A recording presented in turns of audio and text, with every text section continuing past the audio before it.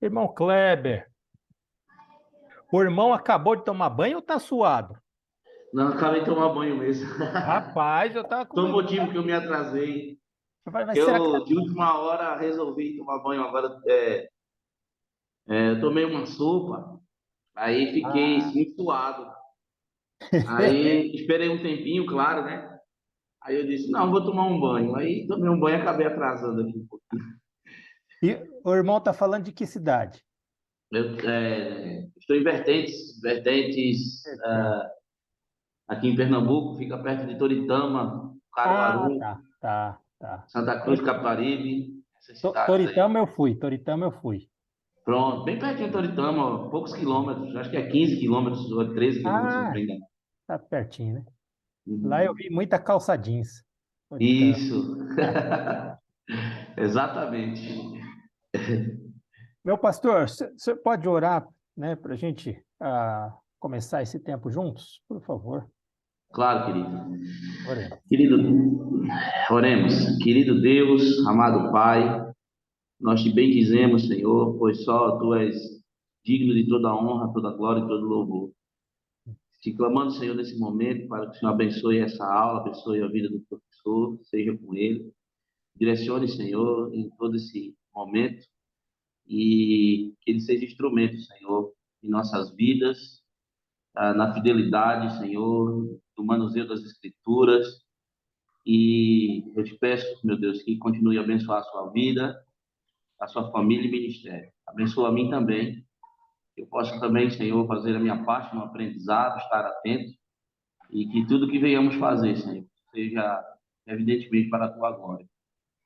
Muito obrigado por tudo, meu Pai. No nome de Jesus, amém. Amém, amém. Meu irmão, você recebeu aí a apostila?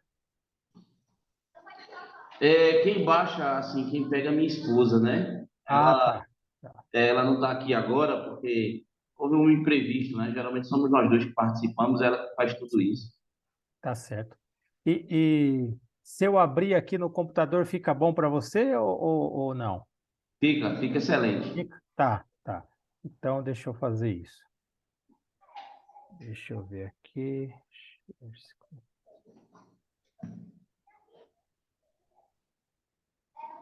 Vamos ver se vai abrir.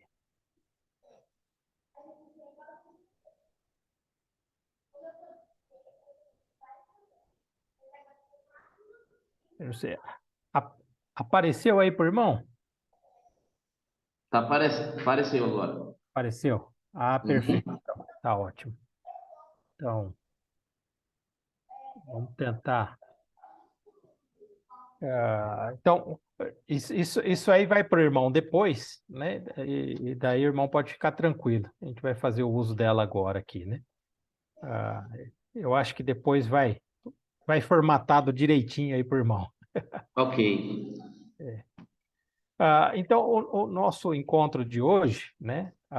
Tem como tema o aconselhamento bíblico e a depressão. E como base teórica para esse nosso encontro, eu estou usando esse livro aqui, que é do Dr. Daniel Berger, chama Repensando a Depressão, Nem Doença, Nem Pecado. Repensando a Depressão, Nem Doença, Nem Pecado. É um livro da editora Sebi, do Dr. Berger, e muito bom, né? Ah, e o meu objetivo, né, de trabalhar com vocês, não só hoje, mas na próxima segunda, é pensar o aconselhamento bíblico voltado aí nos casos de depressão, mas lidando com o que o ambiente psi, né? A, Como é que fala? Tanto a psiquiatria como a psicologia, né? Como que eles influenciaram, né? As pessoas no sentido de entenderem isso como uma doença e não um aspecto do coração, né? Eu não sei, o irmão já lidou aí com casos de depressão, aconselhamento com questões de depressão? Ou já, Já. já, né? E, Uhum. e o irmão observou isso, que quando as pessoas chegam com o diagnóstico dado por um médico, por um psicólogo, uma coisa assim, é, é difícil, né, rapaz, de mudar a mente da pessoa, né, em relação a isso. Isso. Uhum. Semana passada mesmo, semana retrasada, falou sobre isso na EBD, né? E Hum, aí algumas pessoas se manifestaram dizendo exatamente isso, né? A gente deve entender, acima de tudo, que depressão é doença. Foi essa frase, foi é, essa frase, né? sim. Porque a pessoa vem ensinada, né? Aí pela nossa forma de ver aí o mundo, aliás, da cultura hoje que é a predominante do mundo, né? O, isso está tão arraigado, né, no mundo e, consequentemente, também no ambiente cristão, que acontece isso aí, né? Eu estou com um livro aqui, e daí eu vou falar o milagre, mas não vou falar o santo, é, é, que no prefácio, né, tem muitas pessoas, tanto pastores como médicos e tudo mais, que vão falar desse livro cristão a respeito de como lidar com a depressão, que a gente percebe a mente deles totalmente voltada para esse modelo médico, psicologizado, né? Esse modelo da psiquiatria. E- Eu, eu quero ler aqui, né? ah, tem aqui o prefácio, né? Um pastor diz assim: é muito equilibrado quando considera as reais possibilidades de cura por tratamento médico como meios proporcionados pela graça comum. Com certeza, este livro lançará novas e surpreendentes luzes sobre os fundamentos do aconselhamento bíblico. E aí ele fala de aconselhamento bíblico, mas ao mesmo tempo, né, ele fala de tratamentos médicos proporcionados pela graça comum. Então, na mente dessa pessoa, a depressão realmente é uma doença, né?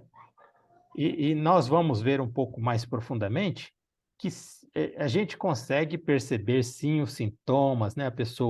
A pessoa entristecida por muitos dias, a pessoa sem vontade de fazer aquilo que anteriormente ela fazia, a pessoa sem prazer nas coisas, né? Na vida, e isso a gente observa, né? Mas a gente vai ver mais para frente que isso nada mais é, né, do que características naturais de um coração caído, né? Todos nós temos essas características, né, depois da queda. E não é porque nos sentimos assim que deveríamos chamar isso de doença. Então, tem um exemplo, né, que eu acabei de ler, eu quero ler outro aqui também. Deixa eu ver aqui. A depressão faz parte da vida humana desde Gênesis. Não há um diagnóstico dela ou um conceito formal a esse respeito na Bíblia. No entanto, sinais e sintomas estão claramente presentes, né? Essa ideia de sinais e sintomas aqui é o pensamento do modelo médico também, de doença. Essa pessoa tem uma doença. E a gente vai ver sobre isso aí, né? Tá, deixa eu ver mais aqui. E esse que eu acabei de ler foi um médico que falou, que escreveu. Aí tem aqui uma médica psiquiátrica que vai dizer assim: o autor estimula a aproximação do conselheiro cristão ao conhecimento das patologias físicas, afirmando sabiamente que muito daquilo que tem sido considerado pecado nem sempre o é. O livro discorre amplamente sobre as diferentes causas que desencadeiam um quadro depressivo e considera a possibilidade ou não de haver pecado envolvido. Então, essa é uma outra pessoa que também que está aí pensando no modelo médico, né? É triste. Ah, e aí, seguindo então na nossa apostila aí, né? Tem aí o que está sendo visível, que diz assim: o irmão está conseguindo me ouvir bem aí?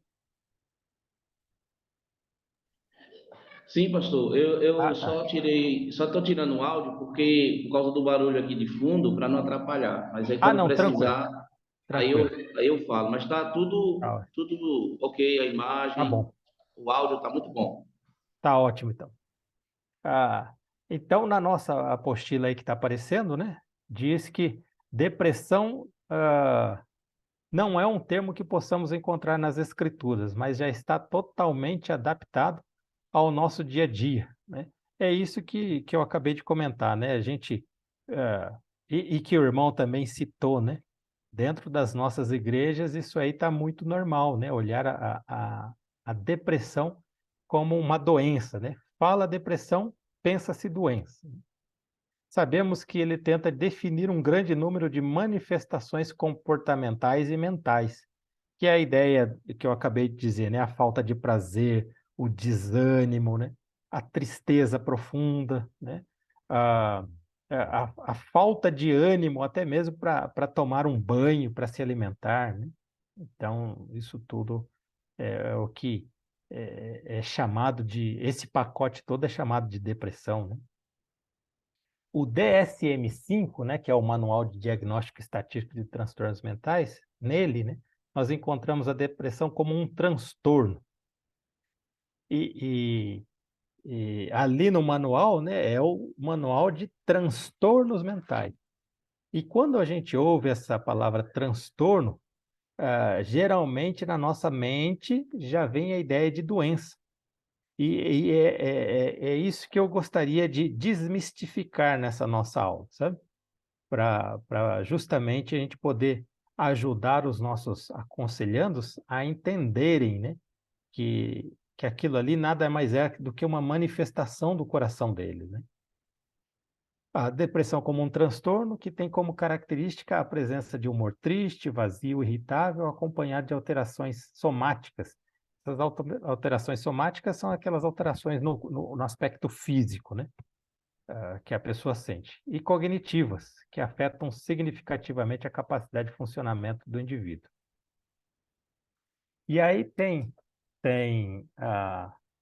segundo o DSM-5, né, nós precisamos olhar isso. Eu não sei, o irmão alguma vez já viu o DSM? Já chegou a abrir um DSM? Eu já li algumas coisas, né? Mas Algumas vezes. sim, o irmão não tem o livro assim Ainda não, estou para adquirir, porque foi até uma indicação do. tá. Então o irmão não compra, não, porque tem ele na internet. Se você procurar, tem ele lá à disposição na internet pela própria editora dele, sabe? Você, Certo. você consegue acessar. Então eu digo isso porque é um livro que é meio carinho, e às vezes a gente quer aquilo lá, mas tem disponível gratuitamente, né? Não precisa gastar. Aham. Então, se o irmão abrir lá no DSM, nos critérios lá de transtornos, né? O irmão vai ver ali vários transtornos, né? Então, tem o transtorno disruptivo de desregulação do humor. Esse é para crianças, sabe? Crianças e adolescentes. São aquelas crianças e adolescentes que têm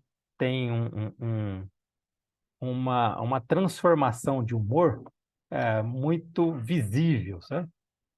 Tem o transtorno depressivo maior, esse aí é o clássico, esse é aquele que o pessoal chama de, ele está com depressão, né? Tem ali também o transtorno depressivo persistente, que é a distimia.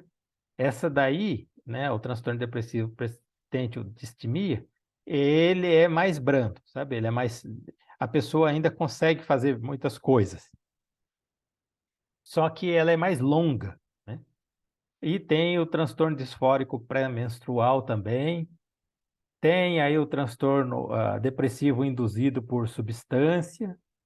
Tem esse aí devido a outra condição médica. O transtorno depressivo especificado. E, por último, aí o transtorno depressivo não especificado.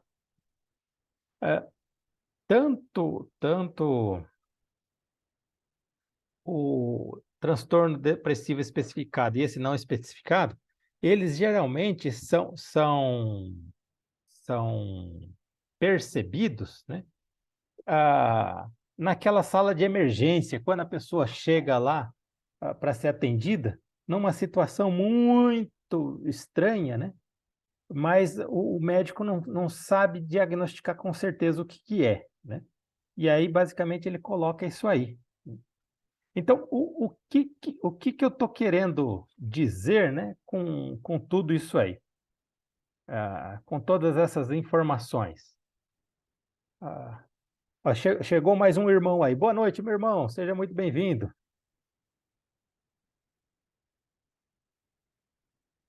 Eu acho que não só dá para ver a imagem dele aí, né? Então, Pastor Kleber, ah, esses, essas categorias do transtorno depressivo, né? Elas são utilizadas para, de uma certa forma, rotular a pessoa por conta da característica comportamental dela. Agora, acho que. Meu irmão, seja muito bem-vindo aí, boa noite.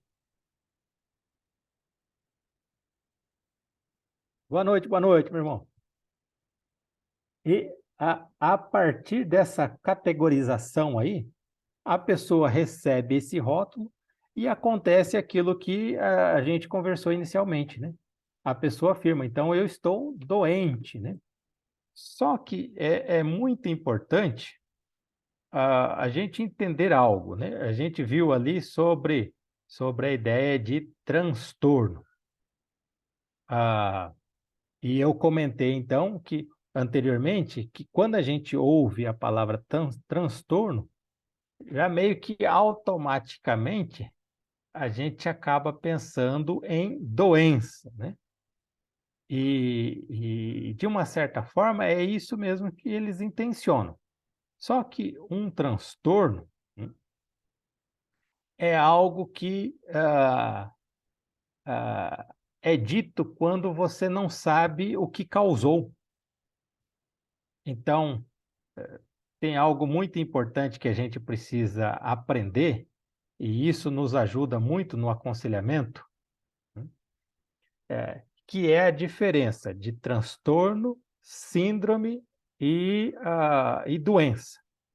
Isso é importantíssimo.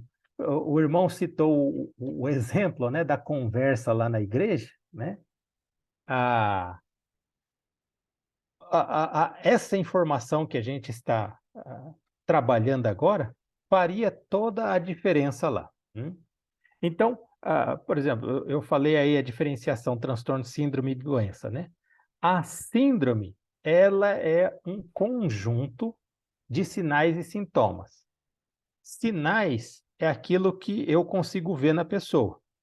Então, eu vejo que ela está desanimada, que ela não quer comer, não quer tomar banho, não tem mais ânimo. Isso são os sinais que eu estou vendo.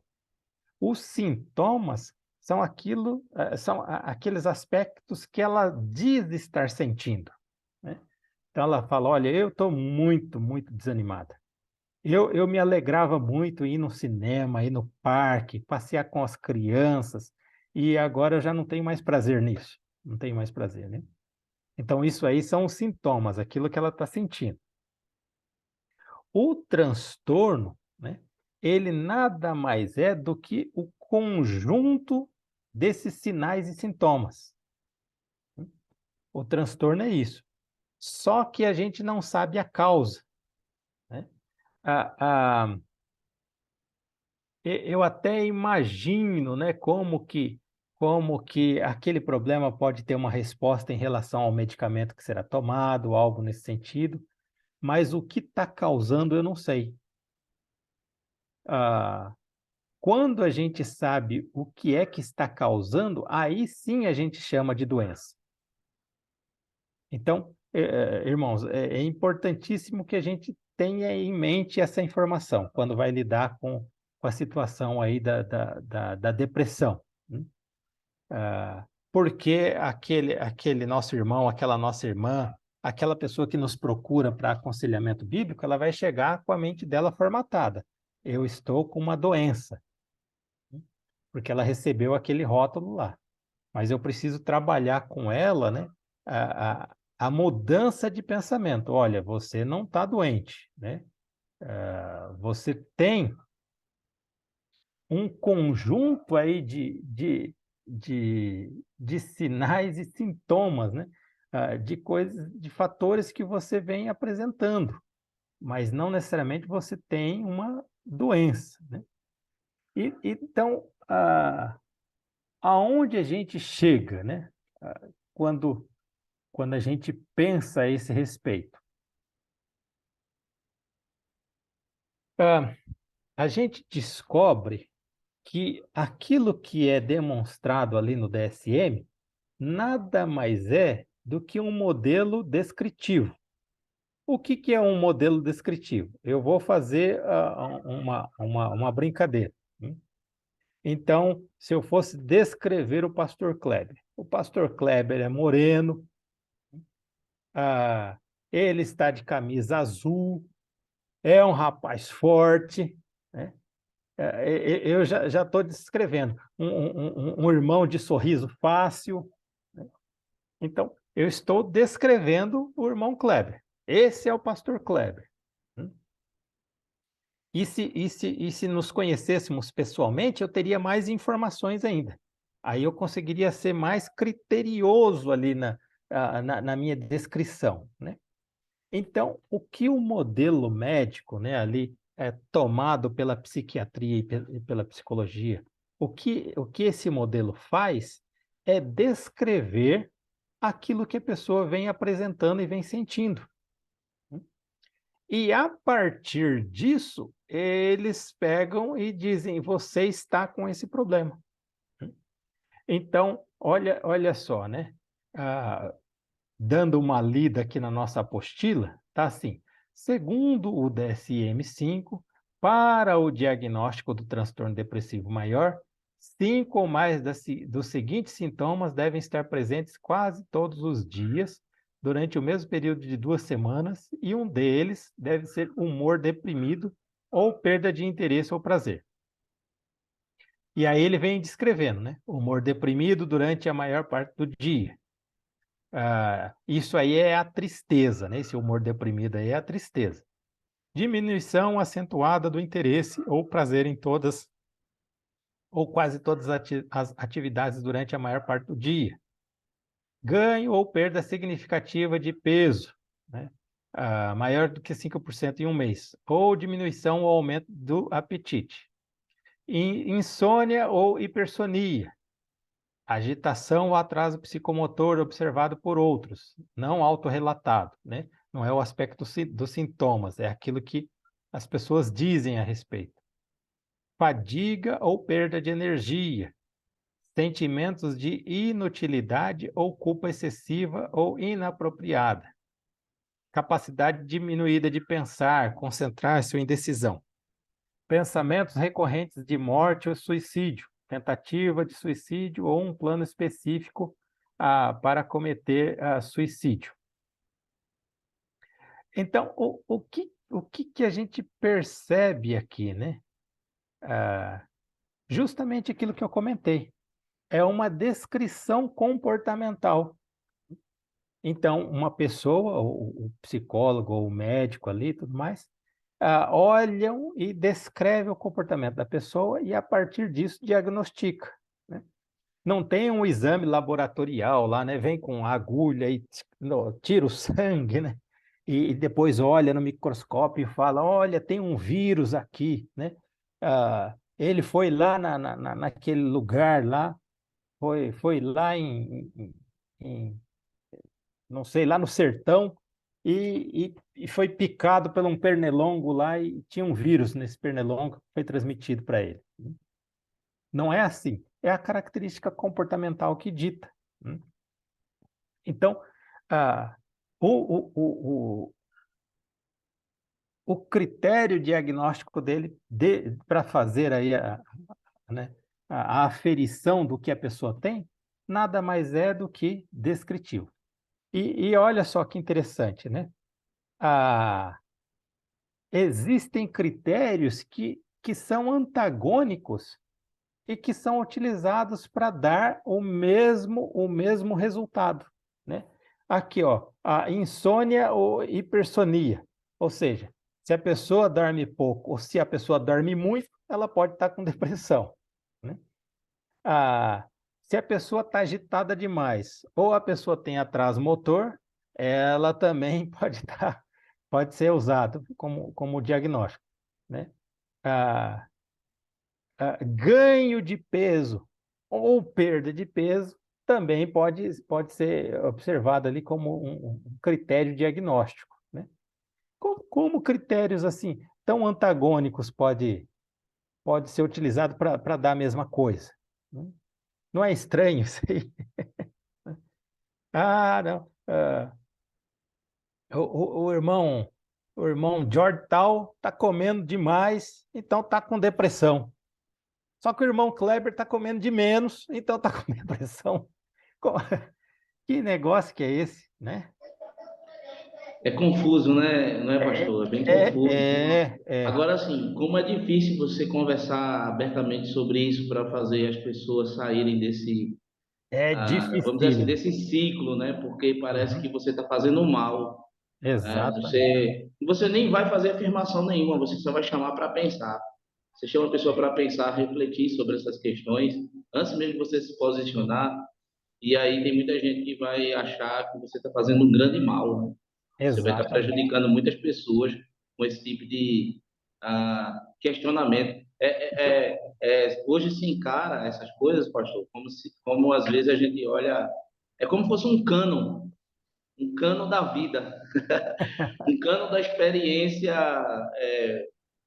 materialista, sei lá, se eu posso falar assim, alguma coisa desse sentido. Como é difícil, né? De É tão difícil. arraigado que está hoje na compreensão da nossa sociedade. Uhum. É triste. Então, isso aqui, deixa eu. Só um instante, eu vou pegar o livro aqui.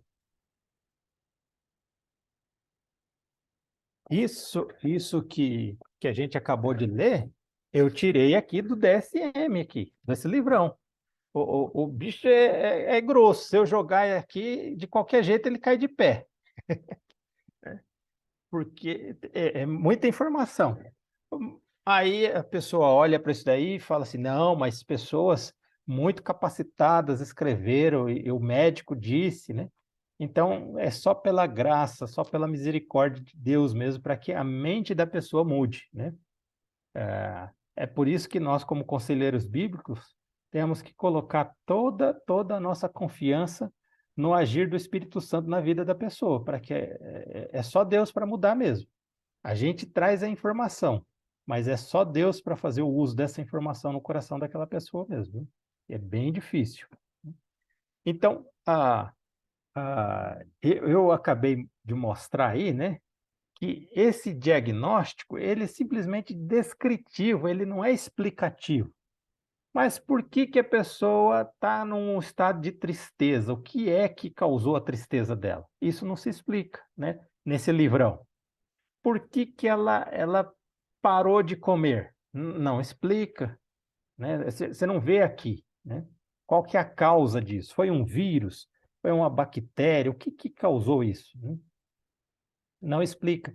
Então, só descreve ali as características comportamentais. E uma outra questão também, né? Quando a gente olha nesses aspectos aqui, a gente percebe que qualquer pessoa poderia dar esse diagnóstico. É só seguir essa receitinha de bolo aqui, né?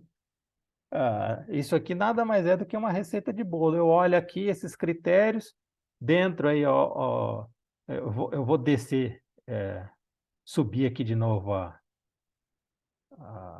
nossa apostila.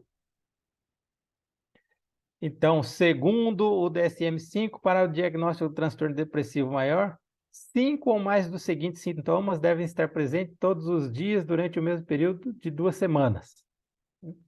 Então, é só nós três aqui observarmos isso e a gente faz o mesmo diagnóstico que um médico que fez sei lá quantos anos de de medicina e especialização, ou um psicólogo.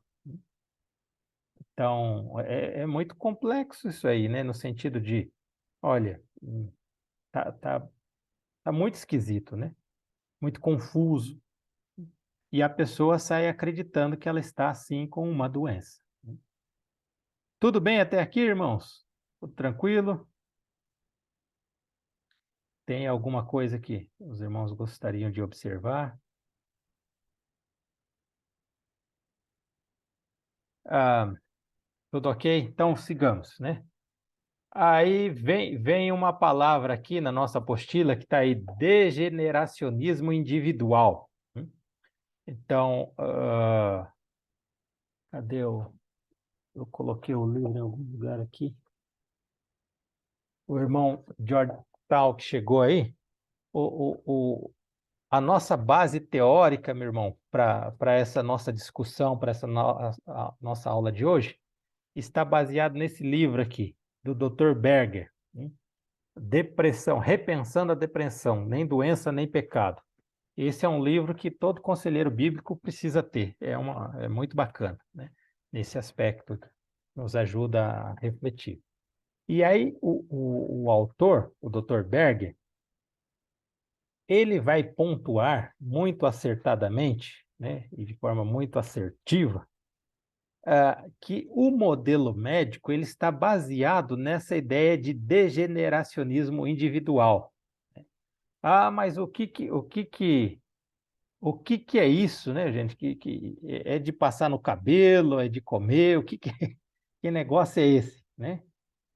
Ah, tá ali. É a crença de que quando algo está mentalmente, emocionalmente ou comportamentalmente errado com uma pessoa, e esse comprometimento ou angústia persiste, então o problema ocorreu à parte da natureza humana normal e tornou-se defeituoso em um ponto da história da pessoa, ou dentro da sua composição biológica. Esse modelo teórico, né, ele entende que se alguém, em algum momento, ele teve algum problema, é porque, ah, ah, baseado na teoria darwinista, é porque anteriormente na sua geração, né, alguém ali teve algum problema. Então, basicamente assim, se hoje eu bebo demais, o meu filho amanhã cresceu e tudo mais, e ele se tornou um ladrão, é por conta desse meu dessa minha degeneração de ter bebido antes.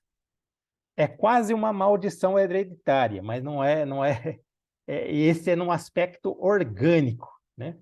A maldição hereditária que nós, enquanto pastores, aí a gente costuma ouvir, é no aspecto aí, e que eu não concordo, é no aspecto teológico, né? Mas aqui não é nesse aspecto teológico.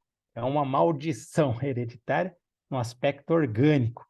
Isso vai passando de geração em geração até que aquela linhagem ela se corrompe de tal forma que o indivíduo morre. Isso foi até utilizado para dizer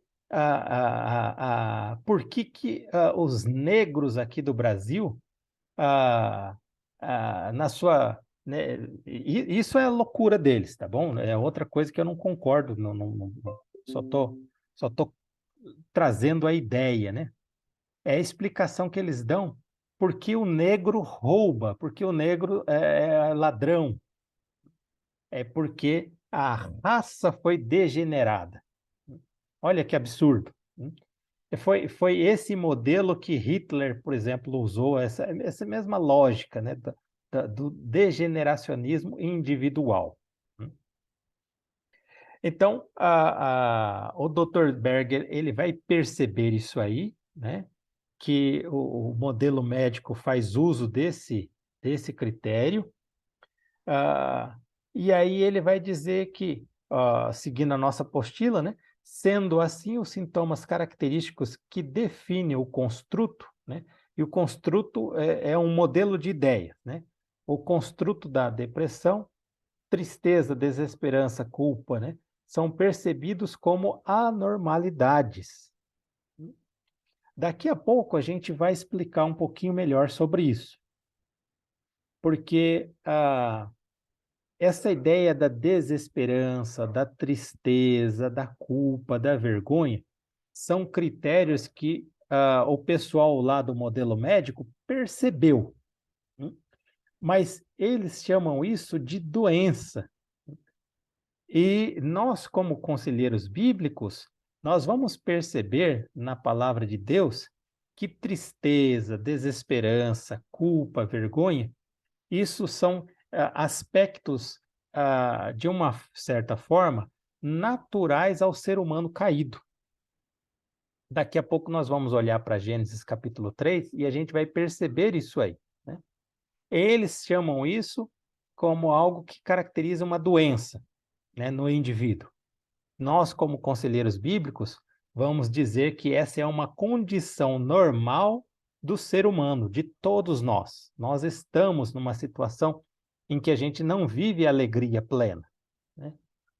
Nós não temos aí a, a,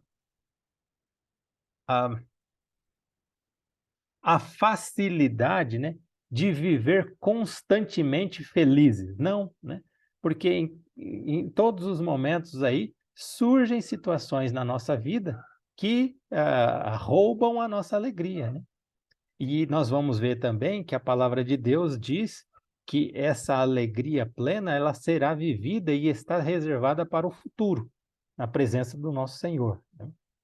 Então, o Dr. Berger ele vai falar, olha, esse modelo médico psicologizado e modelo médico da psiquiatria, eles estão errados nesse sentido, porque eles acham que o homem nasce bom, mas em algum momento surgem alguns problemas. Não, eles estão errados. A palavra de Deus vai dizer, olha, não, o ser humano ele está numa situação caída. E é natural essa pessoa sentir tristeza, sentir desesperança, sentir culpa, vergonha, que são os critérios utilizados aí para categorizar a depressão. Seguindo na nossa apostila, né, a gente precisa pensar em algo para lidar aí, né, com essa questão da informação da depressão como sendo uma doença, que são a questão dos critérios de normalidade. Ah, eu não vou olhar um por um, e depois eu peço que os irmãos leiam, né, em suas casas aí a apostila, e veja com mais assertividade, né? Mas o que eu quero dizer e o que eu quero propor aqui, né, é que os critérios de normalidade que são pensados dentro do modelo psi, e quando eu falo modelo psi, eu estou dizendo da psiquiatria, da psicologia, da psicanálise, né? Ah, o modelo de normalidade para eles é um modelo que pode ser dos mais diversos, né?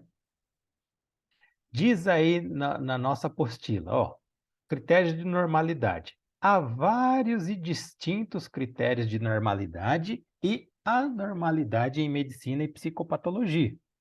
A adoção de um ou de outro depende, entre outras coisas, de opções filosóficas, ideológicas e pragmáticas do profissional ou da instituição em que ocorre a atenção à saúde.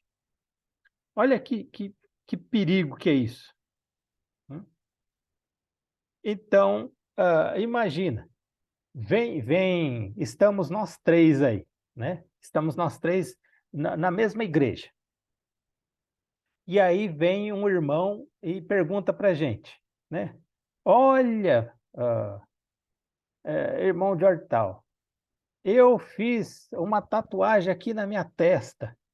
Isso é pecado? Aí o irmão de Hortal vai falar, não, não é pecado não.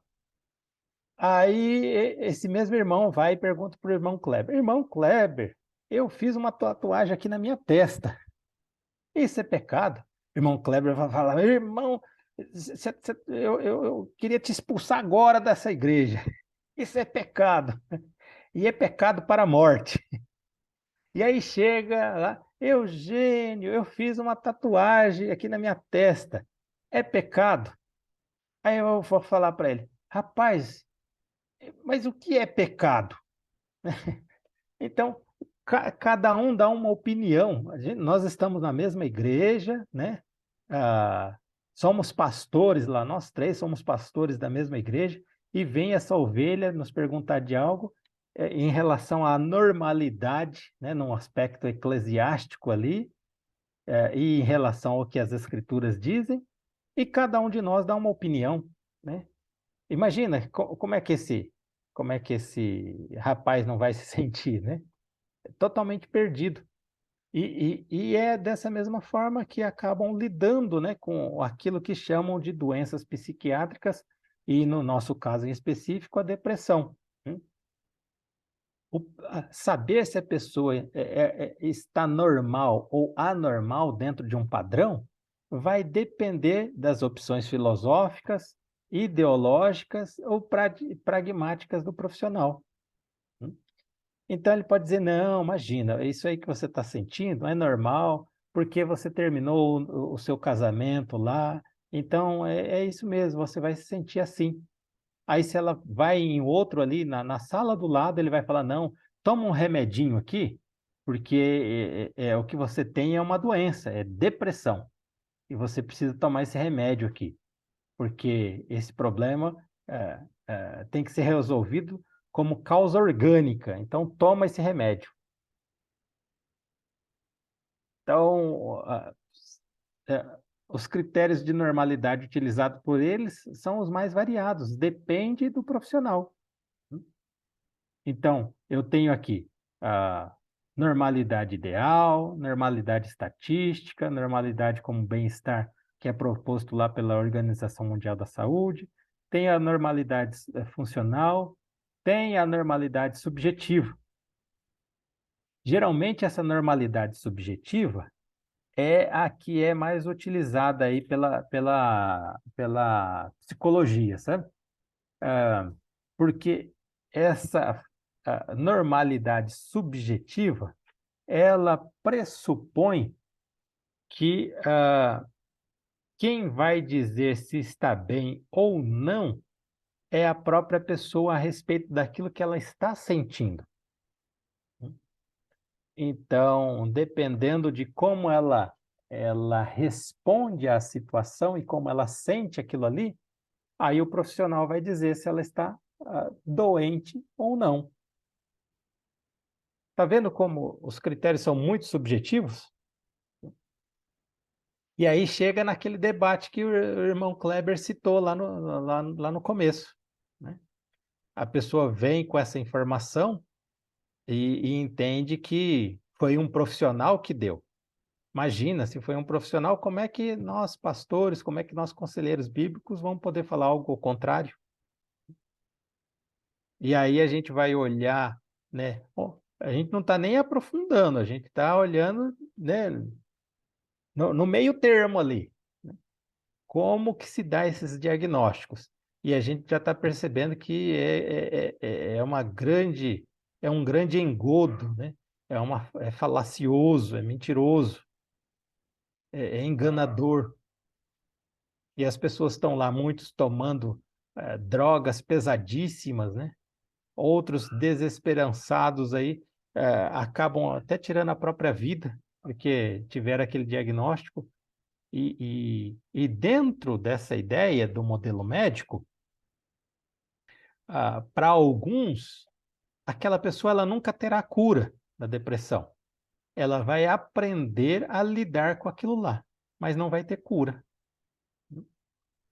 Então a pessoa não tem nenhuma esperança. Ela tem uma esperança muito pobrezinha de que ela vai tomar um remédio lá, quando ela tiver uma crise, ela toma aquilo, ela vai melhorar por um período, mas logo ela vai ter de novo. Ela não tem esperança de que aquilo vai realmente passar da vida dela, né? Já o aconselhamento bíblico já propõe uma esperança, né, genuína. propõe, por exemplo, nesse mundo nós teremos aflições.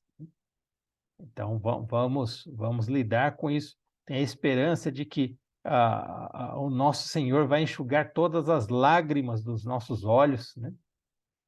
Temos a esperança de uma eternidade na presença do nosso Criador. Então é bem diferente, né? Ah, olhando para a apostila, né, tá lá. Como se pode perceber, dentro do modelo médico-psi, né, fica muito difícil diferenciar normal de anormal. Diante disso, existe a tentativa de, a partir de três padrões ou axiomas, né, fazer a diferenciação. Que padrões que são esses, né? Mas esses são os padrões propostos pela próprio ambiente psi aí. O primeiro axioma, né, é o da gravidade. O que diz aí?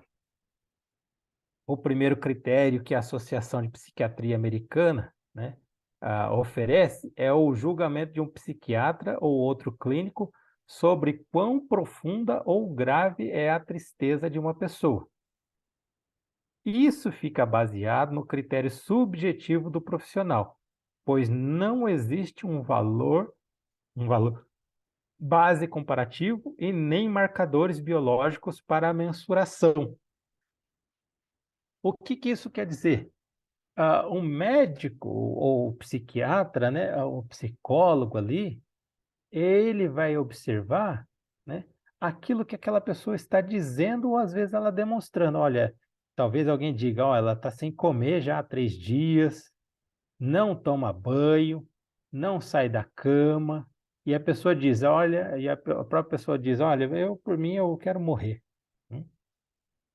Então, ele vai usar esse critério da gravidade, né, que é um critério subjetivo, para dizer essa pessoa está doente.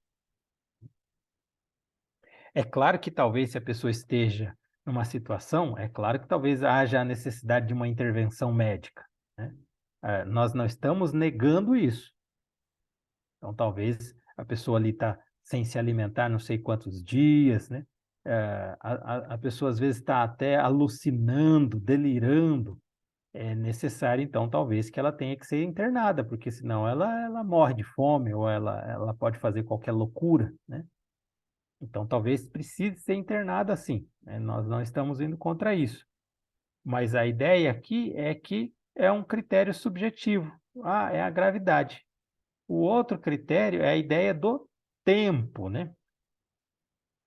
Esse axioma é tipicamente declarado como um período específico de tempo em que uma pessoa está triste e se sente desesperada.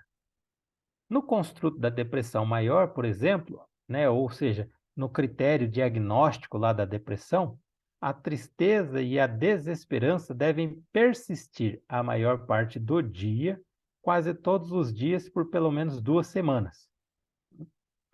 Aí a pergunta que a gente deve fazer é, né? Mas quem que determina 2 semanas como sendo a base correta para esse diagnóstico? Quem disse que eu não posso ficar mais 2 semanas e 3 dias? Quem disse que eu não posso ficar uma semana só? Então, é uma outra questão subjetiva, né? Essa ideia do tempo.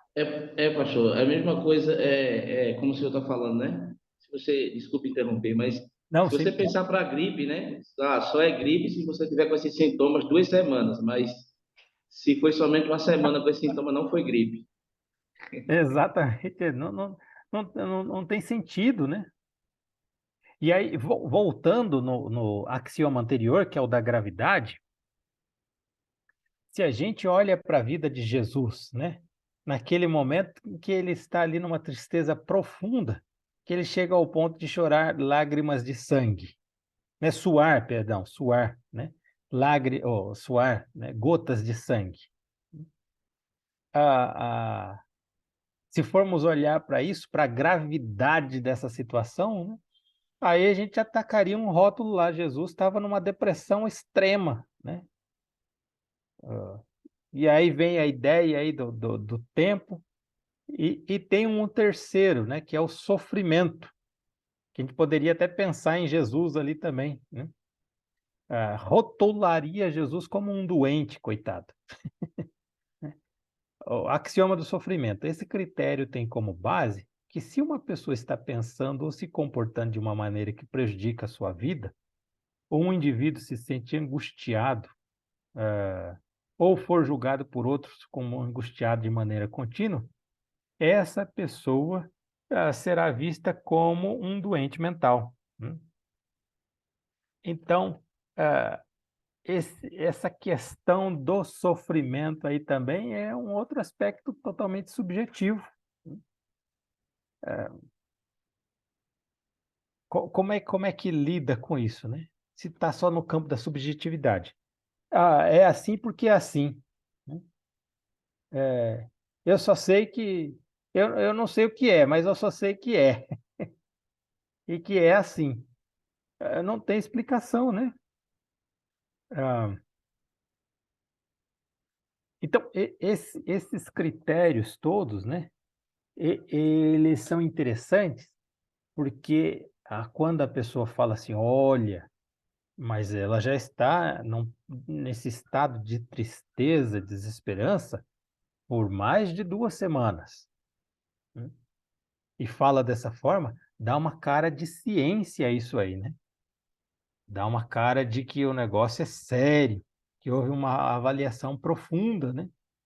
E se diz ainda, no manual de diagnóstico está lá que esses critérios são os critérios para se diagnosticar, né? Quem somos nós para falar o contrário, né? Vai cair naquilo que o irmão comentou. Vamos falar que a gente tá judiando da pessoa, né? Não está dando o devido valor ao sofrimento da pessoa, né? E longe disso, né? Nós estamos tentando trazer luz para aquela situação, né? Então, a gente percebe que, que é um aspecto muito complicado, né? Muito complicado mesmo. Ah, então, seguindo aí a nossa apostila, a gente vai chegar, então, naquilo que o Dr. Berger propõe, e que eu acho que ele faz isso de forma muito acertada, né? Que é não entender, né, aquele aspecto do degeneracionismo individual, que parte de um modelo darwinista, né, de que as coisas vão evoluindo, né, mas evoluindo para um aspecto contrário, negativo, né, deformando a boa característica da humanidade. Não. A Dr. Berger, então, muito acertadamente, vai propor que todos nós estamos numa situação de pecado, caídos no pecado, né? E que naturalmente vamos vivenciar tudo isso aí. Seria normal passar por uma tristeza, seria normal passar por uma dor profunda. Então, é uma proposta mais bíblica, né, para observar tudo isso aí. Eu quero ler com os irmãos Gênesis capítulo 3. Eu sei que os irmãos ah, conhecem o texto, mas para refrescar a nossa memória, né, eu vou ler aqui. E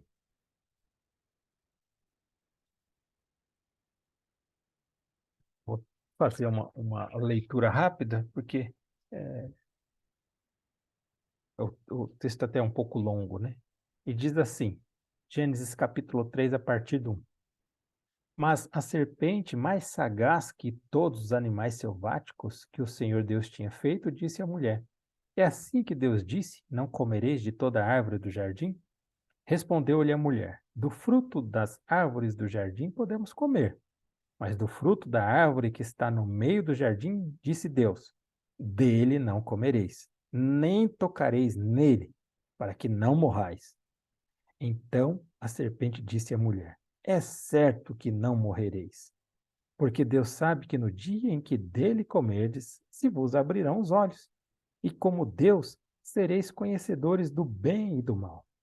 Vendo a mulher que a árvore era boa para se comer, agradável aos olhos, e árvore desejável para dar entendimento, tomou-lhe do fruto e comeu, e deu também ao marido, e ele comeu. Abriram-se então os olhos de ambos, e percebendo que estavam nus, coseram folhas de figueira e fizeram cintas para si. Quando ouviram a voz do Senhor Deus, que andava no jardim pela viração do dia, esconderam-se na presença do Senhor Deus, o homem e sua mulher, por entre as árvores do jardim. E chamou o Senhor Deus ao homem e lhe perguntou: Onde estás? Ele respondeu: Ouvi a tua voz no jardim, e porque estava nu, tive medo e me escondi. Perguntou-lhe Deus: Quem te fez saber que estavas nu? Comeste da árvore de que te ordenei que não comesses? Então disse o homem: A mulher que me deste por esposa, ela me deu da árvore e eu comi. Disse o Senhor Deus à mulher: Que é isto que fizeste? Respondeu a mulher: A serpente me enganou e eu comi. Então o Senhor Deus disse à serpente: Visto que isto fizeste, maldita és entre todos os animais domésticos, e o és entre todos os animais selváticos. Rastejarás sobre o teu ventre e comerás pó todos os dias da tua vida. Porém, inimizade entre ti e a mulher, entre a tua descendência e o teu descendente. Este te ferirá a cabeça, e tu lhe ferirás o calcanhar. E a mulher disse: Multiplicarei sobremodo os sofrimentos da tua gravidez. Em meio de dores dará à luz filhos. O teu desejo será para o teu marido, e ele te governará. E a Adão disse: Visto que atendeste à voz de tua mulher e comeste da árvore que eu te ordenara não comesses, maldita é a terra por tua causa. Em fadigas obterás dela o sustento durante os dias de tua vida. Ela produzirá também cardos e abrolhos, e tu comerás a erva do campo. No suor do rosto comerás o teu pão, até que tornes a terra, pois dela foste formado. Porque tu és pó, e ao pó tornarás. E deu o homem o nome de Eva à sua mulher, por ser a mãe de todos os seres humanos. Fez o Senhor Deus vestimentas de peles para Adão e sua mulher, e os vestiu. Então disse o Senhor Deus: Eis que o homem se tornou como um de nós, conhecedor do bem e do mal. Assim que não estenda a mão e tome também da árvore da vida, e coma e viva eternamente, o Senhor Deus, por isso, o lançou fora do jardim do Éden, a fim de lavrar a terra de que fora tomado. E expulso o homem, colocou querubins ao oriente do jardim do Éden e o refulgir de uma espada que se revolvia para guardar o caminho da árvore da vida. Isso aí, até aqui, capítulo 3 todo. Então, ah, o Dr. Berger, né, ele vai propor aí para nós essa ideia, né, de que a perspectiva bíblica, né, ah, de que a perspectiva bíblica ensina que o estado humano normal é universalmente fraco e depravado, né? Todos nós estamos aí num estado de degenerados, né? Nós perdemos aí as nossas qualidades, né? Ah, Nesse trecho que a gente acabou de ler também, Gênesis 3, né? A gente percebe essa nossa natureza normal e também, veja só, isso é um aspecto muito interessante, o desprezo pelo conselho do Senhor, né? Lembra que eles estão ali porque desobedeceram o conselho do Senhor, né? Ah, esse casal então despreza aquilo que Deus disse e dá ouvidos a um conselho errado, né? Um conselho ali da serpente, um conselho enganoso, um conselho cheio de mentiras. Então, algo que a gente tem que perceber, né?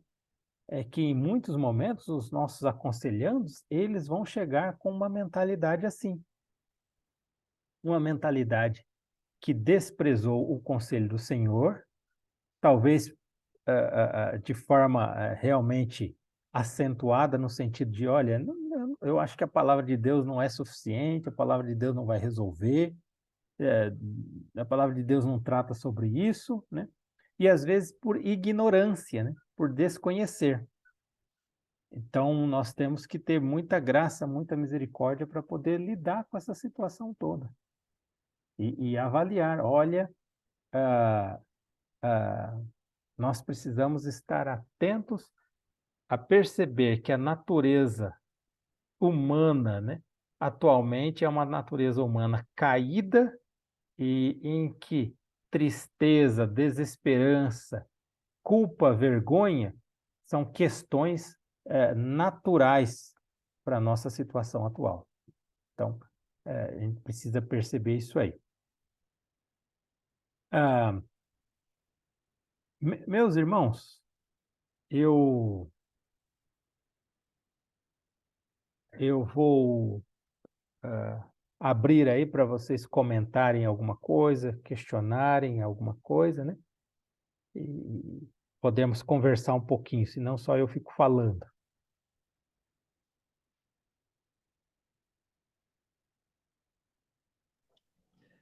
Não, também, claro, pastor, a proposta, né?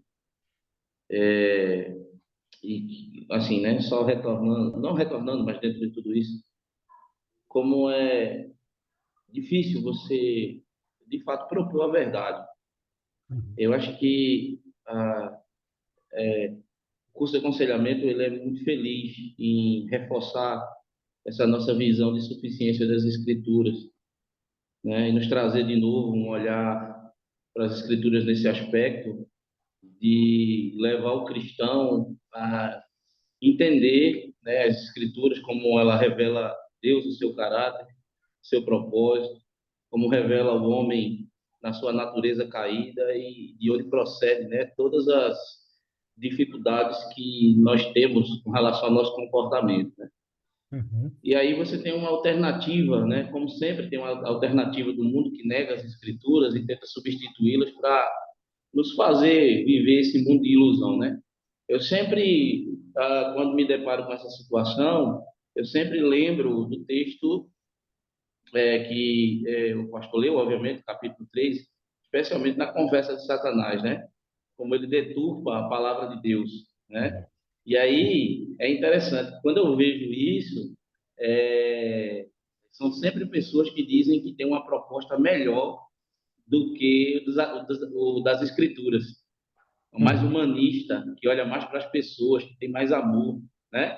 Uhum. E nós, aí vem o rótulo de conservadores, né? Somos muito rígidos, religiosos, É. fundamentalistas, essas coisas aí, que eu acho que o pastor também já está acostumado a ser rotulado quando se posiciona de uma forma a valorizar as escrituras, porque ela é a verdade, e buscar a cura a partir da verdade das escrituras é nos colocar na dependência de Deus, né? Tudo que esse mundo não quer, quer nos Uhum. afastar para sermos dependentes da psicologia, dependente de uma ideologia, alguma filosofia, essas coisas. E sempre por trás está a manipulação, né, satânica de nos afastar de Deus.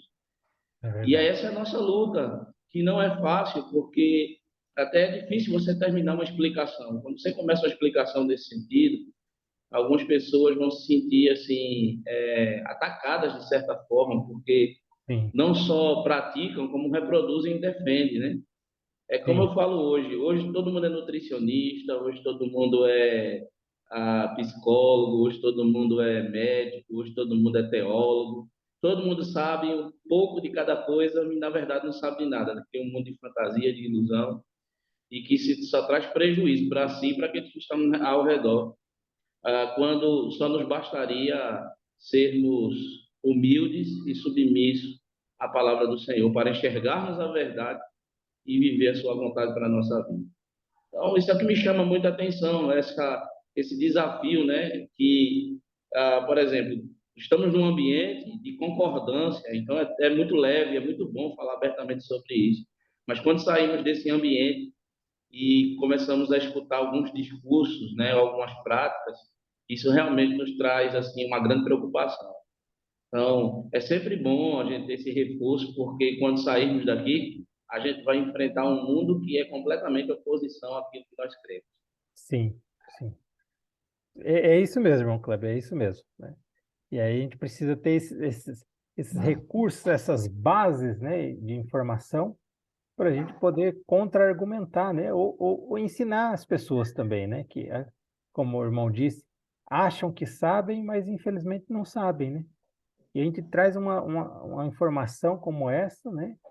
Daqueles critérios diagnósticos, né? O quanto eles são subjetivos, né? São fracos nas suas bases, né? E isso às vezes pode tirar as escamas dos olhos, mas realmente às vezes pode endurecer corações, né? Então, aí é a ação do nosso Senhor mesmo, né? Se ele vai querer endurecer ou se ele vai querer amolecer os corações. É verdade. Irmão Georgetown, não sei se o irmão tem algum comentário aí, alguma dúvida. Fique à vontade, meu irmão. O irmão tá sem áudio, tá com o áudio fechado.